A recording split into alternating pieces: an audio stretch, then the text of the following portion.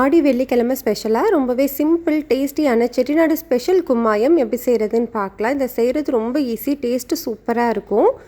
இதை செய்கிறதுக்கு கடாயில் 1 கப் அளவு உளுந்து சேர்த்து நல்லா வறுத்து எடுத்துக்கோங்க. அதே கப்பில் 1/4 கப் அளவு பாசிப்பருப்பையும் வறுத்து எடுத்துக்கணும்.